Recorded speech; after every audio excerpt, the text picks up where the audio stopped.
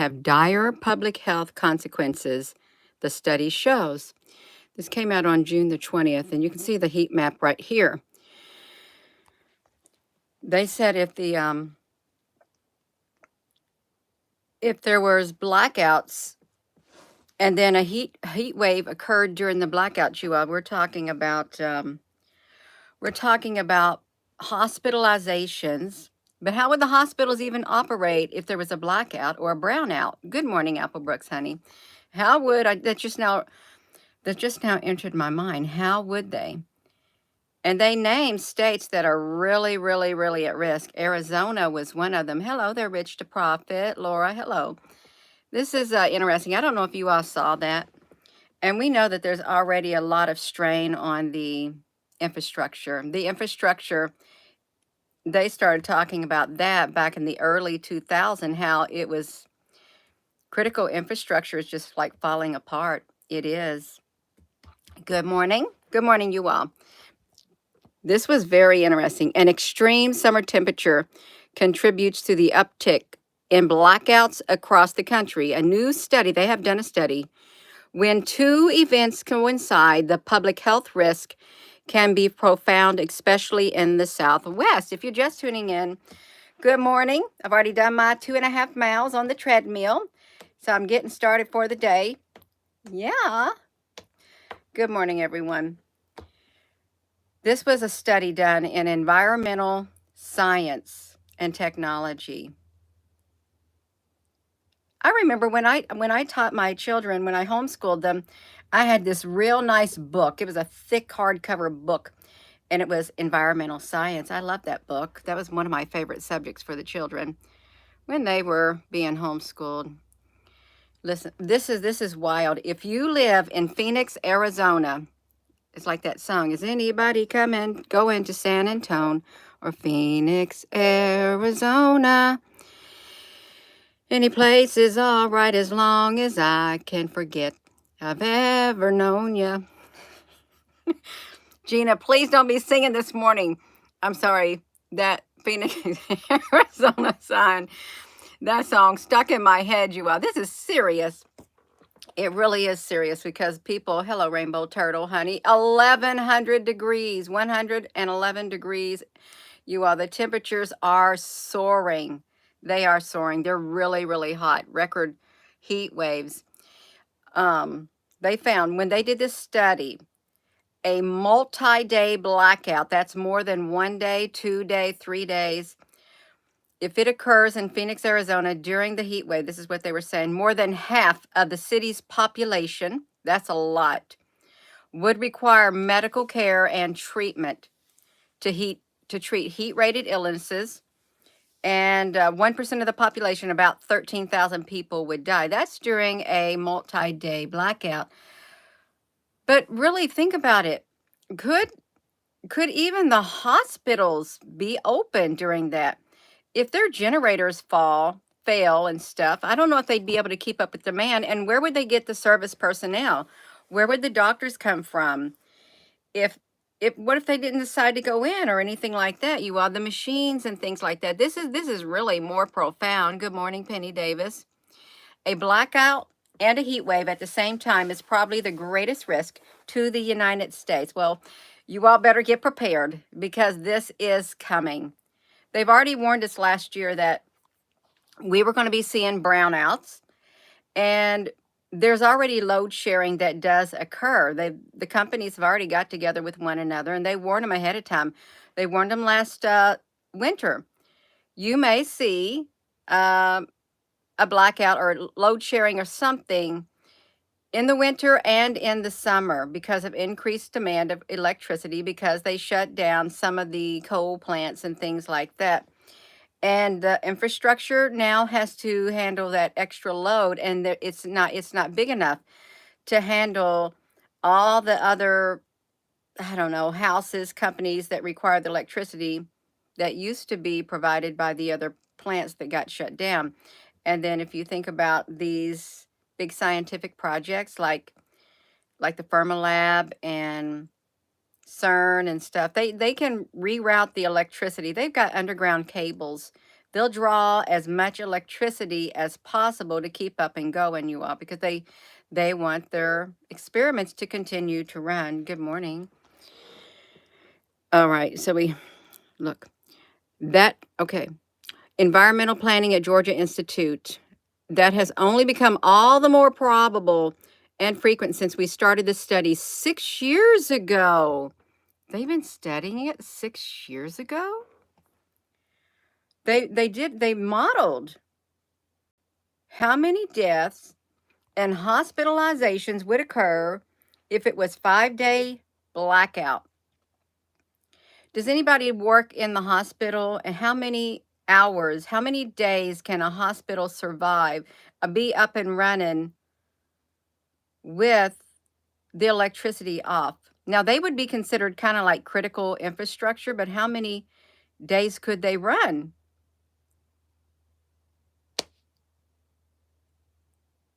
That's what I'm thinking. Anonymous, I think the majority of the population would not. And those who, just think about it, all the people who have the CPAP machines and stuff like that. And what this is what I thought about.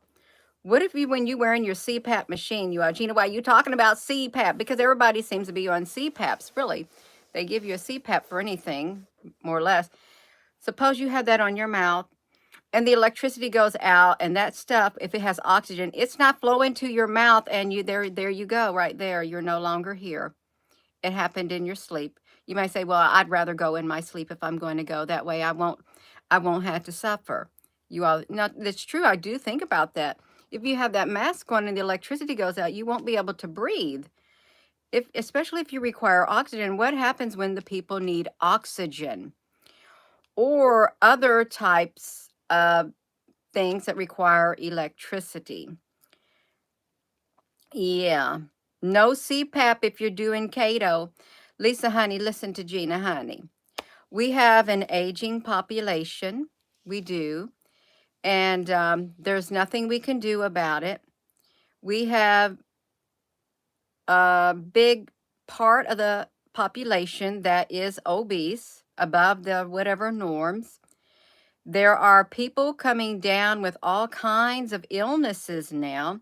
So it's really, it would have far-reaching consequences, not just with the CPAP, okay?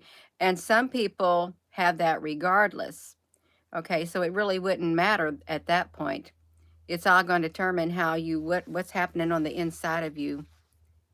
Yeah, so let me flip this around, you all. In Michigan, the 5-day blackout, they ran the simulations based on historical data. Okay, they did a baseline from 3 climate representative cities, Atlanta, Georgia, and Detroit, Michigan, and Phoenix, and factored in a number of variables like the temperature, the outside versus the inside of the home, different types of buildings, and how power is restored to different sectors of the cities over time. Now, they will direct the power. It will go to the most critical part of the infrastructure, and it would be like hospitals and things like that. But if there was something like an EMP, that's all she wrote, because it'll fry everything. It really will. The study said it was alarming. The alarming numbers partly come down to the human biology. All inside your body. It comes on to the human biology inside your body. They said we do have to have a well-defined psychologic threshold. You got to have it. Let's read this, you all. We really do have a very well-defined psychologic threshold for heat risk, and that's our core body temperature, 98.6 degrees. If we cannot sustain that core body temperature in the range of that critical threshold, we can get sick and we can succumb to heat illness very quickly. Has anybody ever had a heat stroke or felt like, okay, I feel like I'm going to pass out because of the extreme heat? Has anyone had that? I'm sure there is, you all. Let me show you something. You see this right here? When I made a cubby hole, I cut into this wall, this little loft area, you can see like this. And if you have an upstairs attic area and you refinish it, well, I cut into that wall, but it was on the other side. I thought I'm going to make some storage spots in there. And it was in the summer. And I thought, I got this. When I pulled out that drywall, I thought I was going to go in there and I was going to get started. I lasted 1 minute. I started getting all lightheaded. I thought I was going to pass out. I started sweating. I thought, just let me get down to the stairs. I got to lay in the recliner. I had to put a wet wash rag on my face and I had to lay there because I thought, this is the end of me. I'm going to pass out from the heat. Little did I didn't even know what it felt like. Now I know. I put the drywall back on there and I did not come back up here until the weather cooled off. Because I wasn't going to take that risk. That attic, there's no telling how hot it was in there. I know it was over 100, probably 120 degrees or 30 or 40. The hottest I've ever been in Nevada, when we lived in Nevada, it got in the 100 and teens. And then Death Valley, it was so hot in Death Valley. If you've ever been to Death Valley, so let's imagine this. You're going to go to Death Valley. And even in your car's air conditioning, it cannot handle the extreme heat. It's going to be blowing out warm air. You're going to have to turn your air conditioning off and roll down your windows and let that hot air blast you. So don't be going into Death Valley when you see soaring temperatures like that, especially if you got health problems, if you can't withstand the heat and stuff. It's going to do something to you. You're going to feel like you are baking in an oven. Is what you're going to feel like, you are. So I could only imagine what it would be like in Death Valley. I fried an egg in Nevada when I lived in Henderson. I thought, it's so hot. I fried it on my pavement. I did, or my sidewalk. I had like a concrete driveway. So I want to see if it's going to do something. And it did. It took a few minutes, but it did. I thought, wow. It literally is like, you go ahead and go open up your oven door when you got it on 350 or something, and you stick your head in there and see how long you're going to stay in that oven. You be like Hansel and Gretel. It's when the, what was it? That witch, whatever she was, with the cookie house. And she wanted Gretel to get that oven nice and hot so she could shove her brother in it. And she goes, see if it's the right temperature. And she told her, since I'm stupid, like you say, I don't know how. You'll have to show me. So the witch woman, whatever she was, she opened up the door and Gretel shoved her in the oven and she got baked. I don't think she turned into a cookie. I really don't. Well, she could have. Yeah, it's like sticking your face in an oven. And no, you don't want to do nothing. You're sitting there like that and you just can't do anything. No heat. They're talking about, Gina, will you get on with your thing? Yes, I will, you all. We got a heat wave. If we cannot sustain that core body temperature in the range of that critical threshold, and they really do mean it, critical threshold. You all keep those comments coming. Even though Gina Honey is running her mouth, you keep those comments coming and you share what you want to share on here as it relates to the heat and the temperatures and being prepared and stuff like that. Share and be really nice and loving. Love you. That's right. Look, then you will get sick and succumb to heat illness very quickly. It doesn't take very long, you all. It took me a minute, and I will not do that again. And so as environmental temperatures approach the core body temperature, you're going to bake on the inside. We're getting closer and closer to seeing more and more people at risk. A lot of people are not in shape, you all. And you know, you can be fit, you can be in really good shape, but could you survive a heat wave? Would your body say, oh, I got this? You may not be able to if you think you can, even though you're healthy. There's been really healthy people, they can die like that of a heart attack. Yeah. You spend all your life trying to get healthy and then something takes you out. like that. Look, we're getting closer to seeing more people. The scenarios in the study showed that Atlanta and Phoenix wouldn't have enough beds to accommodate those needing to be hospitalized. Stone said the study's findings are also applicable to other parts of the Mountain West. You all look at this heat map. They can just sense the surface temperature. Look, it's going to bake. What's going to happen to the food during the heat wave?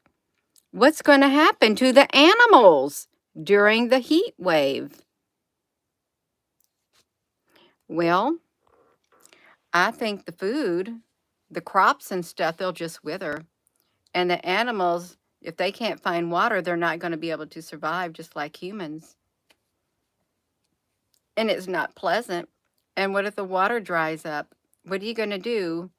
For water, you got to have water too. You really got to have the water. Let me get the rest of this, Gina. You quit running your mouth. Okay, you all. We're going to finish. We're going to read this. I would not expect the numbers to be so dramatically different from Phoenix. The fraction of the population getting ill would be within an order of magnitude. I mean, we're going to see heat waves that can be quite extreme in dry regions of the country, even at higher elevations. Okay, this is a statement. We are going to see heat waves that can be quite extreme, even in the dry regions. We are going to see it, and you may be experiencing it right now. The Environmental Protection Agency, the EPA, says the average heat wave in a major U.S. urban or area has been about 4 days long, but they pushed their thing to 5 days long. They know how long it would take. They do, until something dire happens. So if 4 days would be the threshold, an entire day longer than in the 1960s. The urban areas has been about 4 days long, an entire day longer than in the 1960s. The cities are not prepared for these changes, and once the blackouts are added to the equation, in Louisville, you go across the walking bridge from the Jeffersonville, Indiana side. You walk across the walking bridge into Louisville, and they got water parks. They got little parks, and they got the water coming out of these things for the children to play in. And if you're an adult, you can get in there and cool off. Cities do have cool off things. If you go like to an amusement park, they have things that you can walk through, and it will spray the water on you. You've got to have cooling centers too, you all. If you have to go outside and turn the sprinkler on and just, run around in the sprinkler, or just go outside and just spray your whole body down, get your clothes wet and your head, and then, dry yourself off so you're not dripping. You can go back in the house and you'll feel a little bit cooler, but you want to keep that body temperature down. And yeah, so at least you have some, coolness on your body. We got to figure this out.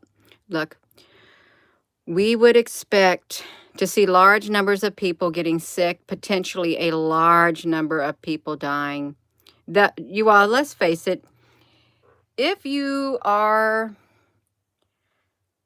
above a certain age, say if you're above 50, I'm 56, okay, you may not be in the best of health, but then when you get 60 and then you get 70, it's like your health kind of goes downhill.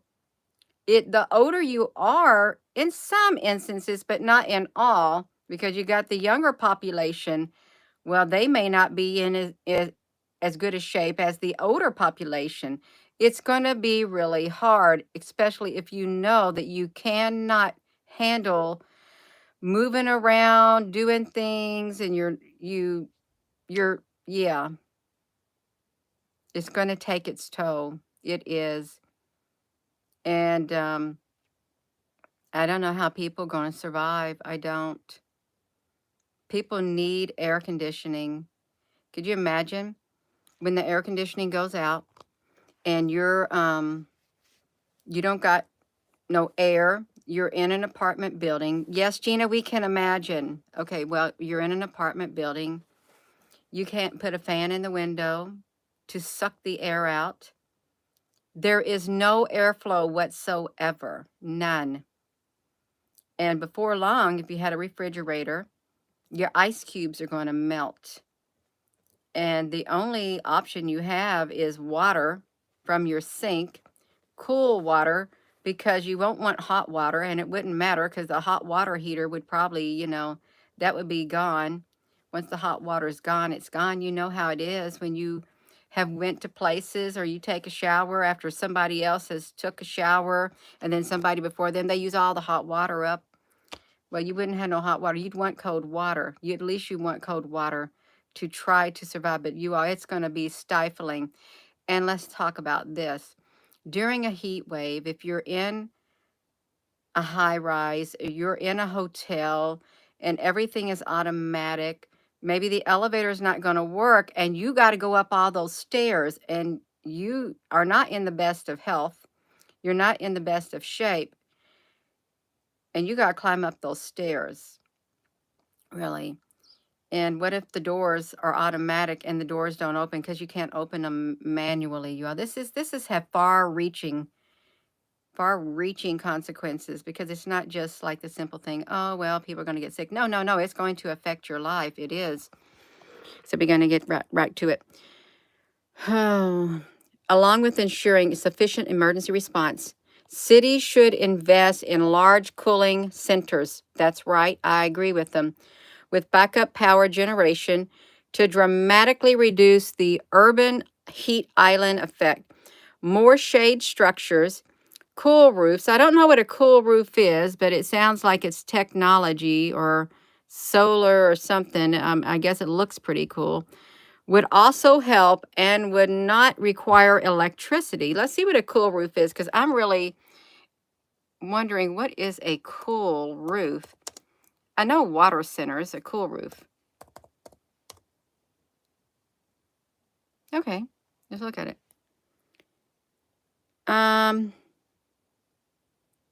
Is designed to reflect more sunlight than a conventional roof. Well, can we see an image of it? Where is an image of a cool roof? Oh, it's kind of white. Oh, I had one of these. I had a slate roof in Nevada. When we moved there, we had something happen and it had shingles, like black shingles or whatever. And then we had a slate roof put on the house. It was expensive. It cost around $7,000, but the insurance paid the majority of it. So this is a cool roof. Okay, I've got a tin roof, but my roof is not white. It looks like somebody is spraying a roof. It was gray, but they're spraying it white because white will reflect it off of there. The darker the roof, the more it's going to attract. But Gina, let's get back to reading. I will. So the cool roofs and cooling centers, and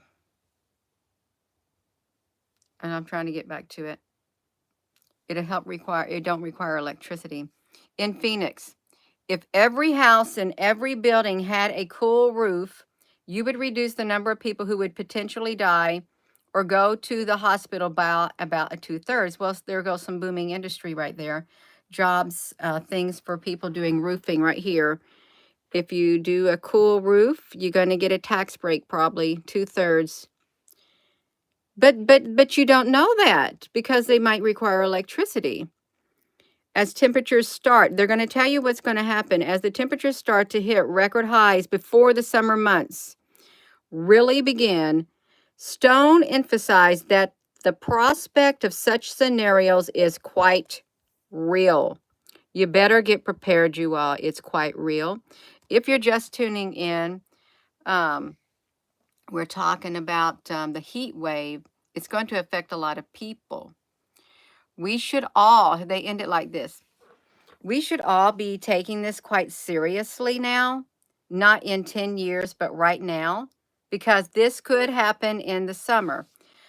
Well, if if I could write on that article with thing, I would change the word.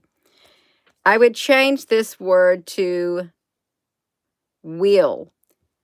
Could have, should have, would have, will. This will happen in the summer. Gina, honey, what are you talking about? We're talking about a blackout occurring, multi-day blackout with heat wave at the same time. That's what we're talking about. And they've done their study. 4 days was the longest that people could, or that they had as a baseline, I think. But they said 1% of the population would die in Phoenix, Arizona. It could even be more. Could even be more. What if it was like really long? And this is like end times if you think about it. It's like in the book of Revelation, and the sun will no longer will scorch them, the heat of the sun, because it's going to get really hot. I can stand the heat. I can, but I don't want to, because it sucks your energy out of you all. When it's so hot and your body is sweating and you can't replenish the what you sweated out, you're going to be in trouble, because where's your electrolytes are gone. You need to have you be able to make your own electrolyte drink, you all. Because Gatorade, you ain't going to be having no Gatorade. You get some electrolyte.